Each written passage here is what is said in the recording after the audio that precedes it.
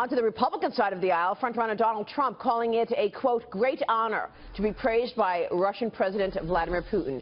Putin calling Trump, quote, flamboyant and talented. We spoke with former Republican presidential nominee John McCain about the Trump-Putin relationship yesterday on this program. Did you see earlier today or yesterday Putin mentioned Donald Trump? Said he welcomes, Donald Trump wants better relations with Russia, and we welcome that. That's a match made in heaven. A match made in heaven, Putin and Trump, you mean? Absolutely. I can hardly wait. And we want to bring in right now Donald Trump's campaign manager, Corey Lewandowski. Corey, good to see you. Thanks so much for joining us. Great to be here. Thank you. What do you think Putin was trying to do there by complimenting Donald? I think he's trying to say that it's time for tough leadership in America, and Mr. Trump is the person who will actually put America back on track, who's going to be tough, and I think that's what the American public want. Corey, let's talk about that, because how do you think that Trump and Putin will operate together? What kind of relationship do you see, hypothetically speaking, if in fact Donald Trump is the next leader of the free world? I think it's a relationship of respect and honor, which probably doesn't exist today. I think what you have is you've got a leader in Vladimir Putin who doesn't respect the White House, and I think it's time for a leader who can work with the Soviet Union, the former Soviet Union, Russia specifically, and make sure that we defeat ISIS, which is the top priority of this administration. Corey, how much of Donald's campaign and what he says and his policy is just him? How much involvement do you have? Because I think the American people get a sense like this is all Donald, and he could pretty much, he doesn't even need policy advisors.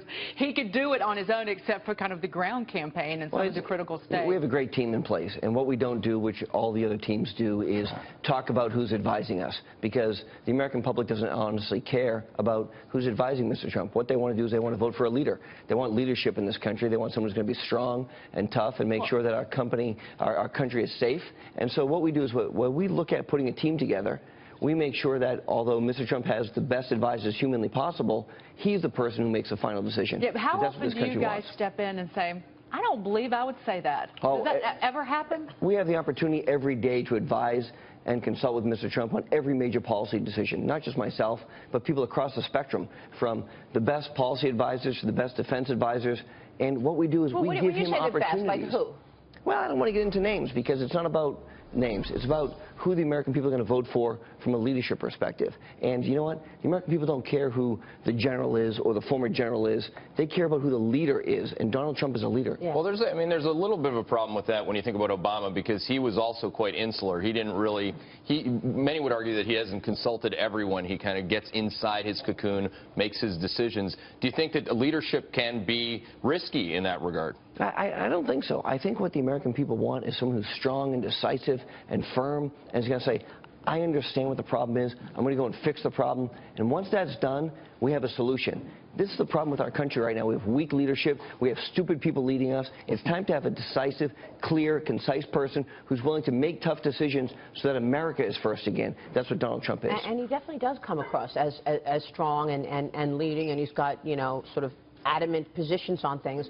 But what the American people also want to know is that there is an actual practical plan in place. So when you say he's going to be strong and tough with Putin and with terrorists, what does that mean on a practical level? Well, what it means is he wants to build a wall. He's been very clear about this from day one. We're going to build a wall on the southern border. We're going to have Mexico pay for that wall. We're going to stop people coming in and killing American citizens from Mexico. We're going to stop the drug trade from coming in. We're going to make sure that our immigration process is fair and equitable, and that people who apply properly have the opportunity to come into this great country. But if you can't apply properly, you can't come in. It's very simple. Jack? I think that's an interesting point you just made in terms of getting expertise. So it sounds great to build this wall and have Mexico pay for it. I don't want to pay for it, let Mexico pay for it. But it would be nice to have someone with foreign policy experience who would say, hey, usually other countries don't pay for things you want that they don't want. How would that possibly work? Would we give Mexico anything, or we just tell them what to do? Well, don't forget, Mr. Trump has a international business, which he does on 5 different continents. The only candidate in the race who's done that. The only candidate who's actually worked with leaders from multiple continents to get things done. So when you look at politicians who are all talk, no action, you have the opportunity to have a first-term senator, whoever that may be, say, hey, I know foreign policy, which we know is not true. It's probably never been to many of the countries that we actually want to engage in. Or you have a person who's been engaged in so many countries across the board to build things, to put people to work. That's what our country needs. They need someone who's going to put people back to work. Corey, I want to Very know simple. specifically, how many times have you looked at Donald Trump and said, I wouldn't say that again?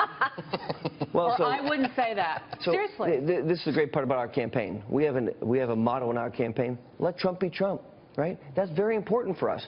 When you have the greatest candidate, you have a person who creates jobs, who understands the economy, who's done international trade across the board, you say, let Trump be Trump. It's very important. However, there are times where we say, hey, Mr. Trump, there's some great ideas, and let's bring in that coalition. Let's bring in that circle so we can talk to you through some potential pitfalls that may occur if you're going to say X or Y. But you know what? At the end of the day, the American people want someone who's tough, strong, and is a leader, and that's what we have in Donald Trump. I get it. Look, Yeah, you're at 41%. Let Trump be Trump. I get it. I get it. By the way, were you expecting a big backlash about the Muslim comment to ban all Muslims? Were you expecting the... Here's the problem. Our government is so occurred? fundamentally flawed. Yeah. We can't even tell someone who's coming in, a terrorist who's coming in, who's been through multiple background checks, who's going to commit jihad against our country, right? The worst terrorist attack since 9/11.